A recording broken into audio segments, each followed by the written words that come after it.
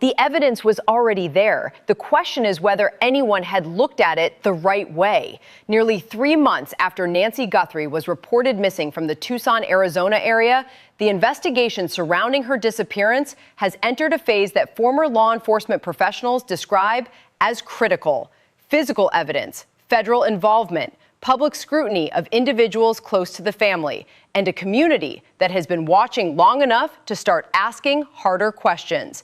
Nancy Guthrie is 79 years old. She is the mother of a prominent national media figure whose name has made this case impossible to ignore. But the details now emerging from day 85 of the investigation go well beyond the profile of her family. They go to the heart of what happened on the day she disappeared and possibly in the hours before it.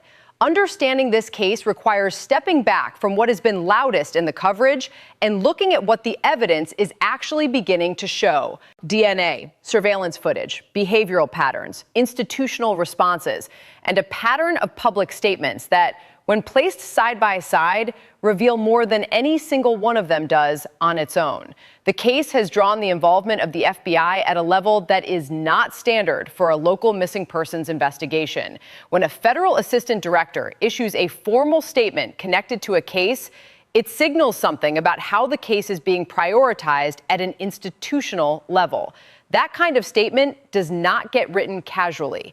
Pima County has also been under sustained pressure. The sheriff's office, led by Chris Nanos, has been the subject of criticism from multiple directions. Volunteer rescue organizations have offered help. Community members have pushed for more transparency, and a Pima County supervisor has issued statements of their own, adding a political dimension to what was already a complex investigative environment. None of that noise changes what investigators actually have in front of them, but it shapes the context in which they are working. And context in a case like this matters. This investigation is not cold, it is not stalled, it is, by all available indicators, active and building toward something. What that something is and when it arrives is the question that has defined this case for 3 months and counting. The DNA evidence deserves careful attention because it is the kind of detail that changes the nature of an investigation.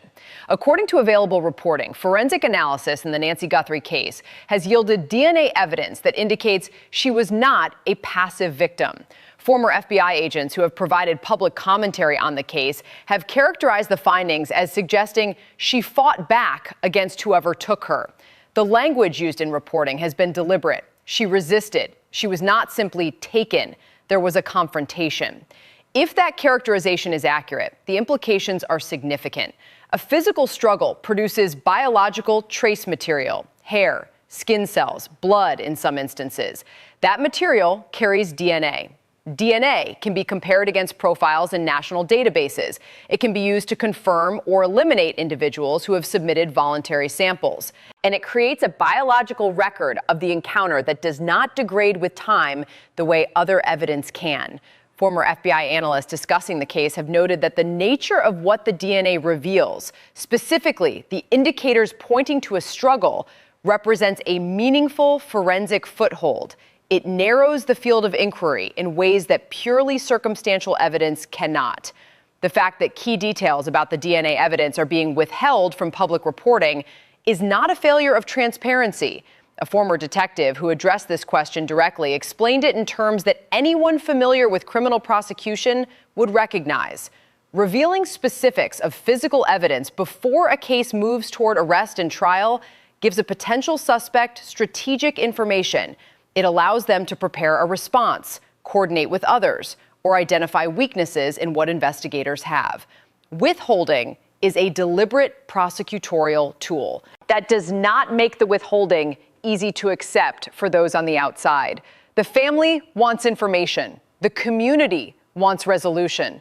The gap between what investigators know and what they are prepared to say publicly has been a source of consistent frustration throughout this case. It is worth noting what the physical evidence, taken as a whole, is beginning to suggest. The location of the initial disappearance, the behavioral activity in the hours that followed, the surveillance footage being examined at gas stations and other points along possible routes, and the DNA analysis are converging. Whether they converge on a single point of accountability is the question that investigators are working to answer. The gas station leads have received specific attention in recent coverage. According to available reporting, new footage from gas station cameras has introduced what has been described as cautious optimism into the investigation. That footage may capture movement, vehicles, or individuals that connect to the timeline of Nancy Guthrie's disappearance. In missing persons cases involving abduction, surveillance footage from commercial locations has repeatedly proven to be decisive. It is passive evidence. It does not lie. It simply records. What the footage shows, and whether it shows what investigators need it to show, has not been confirmed. But the fact that it is being treated as a meaningful lead after 85 days of investigation indicates that it contains something worth pursuing. The name Tommaso Cioni has circulated in connection with this case from early on, and the scrutiny directed at him has not faded. Cioni is the husband of Annie Guthrie, Savannah Guthrie's sister. He is, by official law enforcement accounting, not a named suspect. No charges have been filed. No formal identification as a person of interest has been made publicly by investigators. Those are legal and procedural distinctions that matter enormously in a constitutional system, and they need to be stated clearly. And yet public attention has remained fixed on him. Former FBI professionals who have addressed this phenomenon have offered an explanation that speaks to how investigations intersect with public perception. In missing persons cases, the closest family members and associates are always examined first. It is standard investigative practice, not suspicion. Proximity equals access. Access equals opportunity. That is not accusation. It is the starting framework for any competent investigation. The public knows this instinctively. And so when the name of a family member surfaces and is not immediately cleared by official statement, the absence of a clearance reads as something. According to available reporting, Cioni's alleged activity in the hours after Nancy Guthrie's disappearance became a subject of attention. The specifics of that activity, as reported publicly, are limited. But the timeline of who did what and when in the period immediately following a disappearance is precisely the kind of information that investigators prioritize.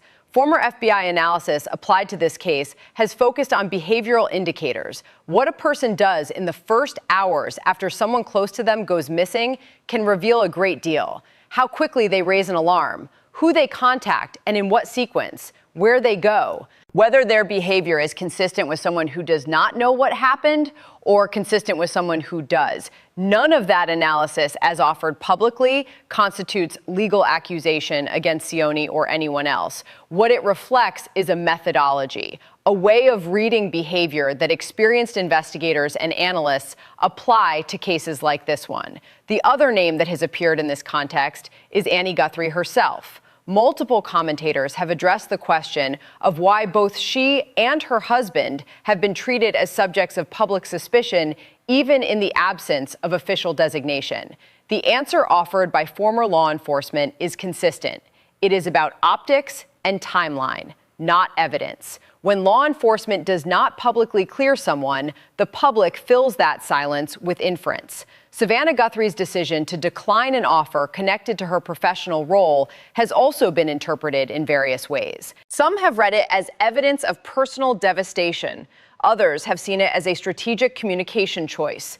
Former law enforcement analysts who discussed this specific detail noted that public-facing decisions made by family members during active investigations are always noticed and always interpreted, regardless of the actual reasoning behind them.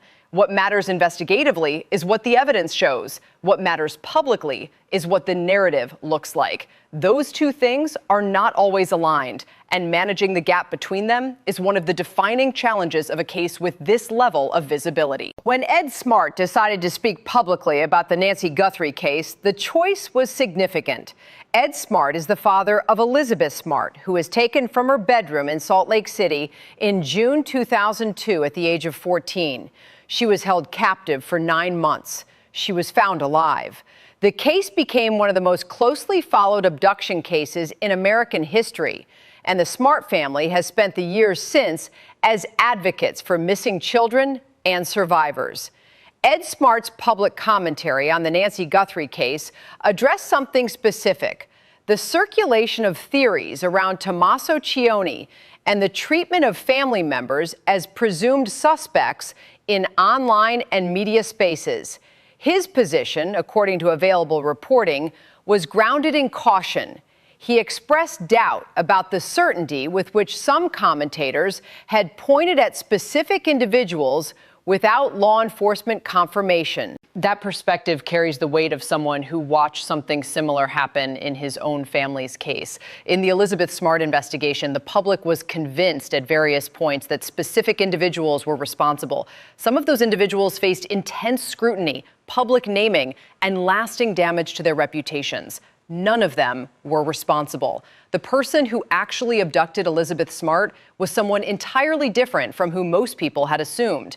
Ed Smart's caution is not naive. It is learned, and it is the kind of caution that should inform how this case is discussed publicly, including the scrutiny around Cioni and others in the Guthrie family orbit.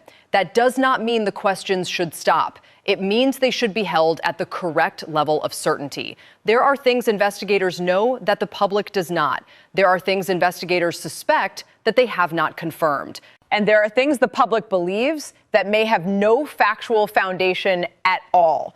Distinguishing between those categories is the work of careful, responsible analysis.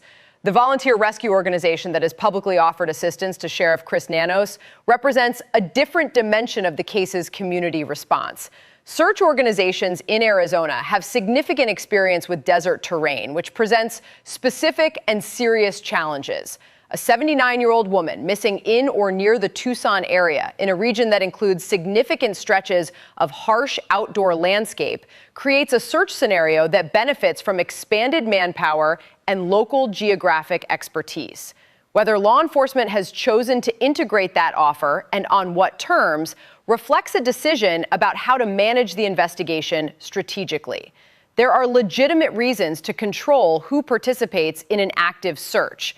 There are also legitimate arguments that more resources applied carefully are better than fewer resources applied cautiously. The new complaint that has emerged in recent days, according to available reporting, adds yet another layer of official pressure to the case. What that complaint specifically involves has not been confirmed in publicly available sources, but complaints directed at law enforcement during active investigations have procedural implications. They create a record, they demand a response, and in some cases, they generate oversight that changes how an investigation is conducted. A case of this visibility attracts institutional attention from all directions. That is not inherently helpful or harmful to the investigation, but it is the environment in which investigators are now operating. Subscribe to stay with this case as it develops. When the next significant break comes, this is where you will hear it, analyzed properly. Somewhere between the headlines and the laboratory results, the actual truth of what happened to Nancy Guthrie exists.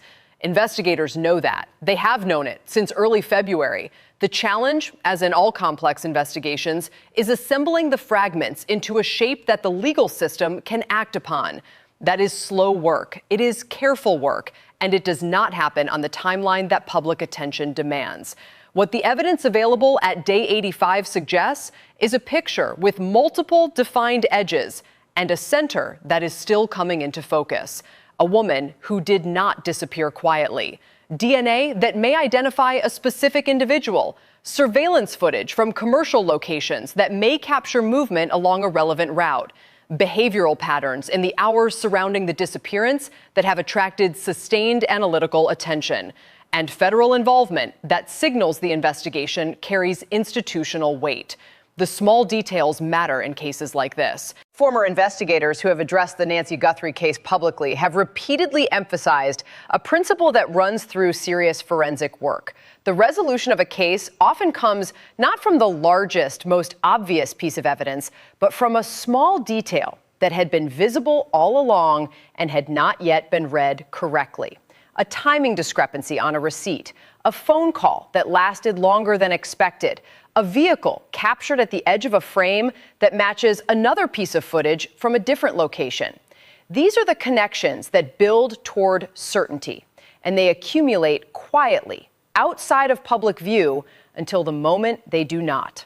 The Nancy Guthrie case has the investigative infrastructure to reach that moment. What it does not have yet is the public confirmation that it has arrived. That distinction between what is known internally and what has been confirmed externally is where this case currently lives. The community in Tucson, according to reporting, remains uneasy. That is understandable. When a neighbor disappears under uncertain circumstances and 3 months pass without a resolution, unease is the appropriate emotional response. It is also the appropriate civic response.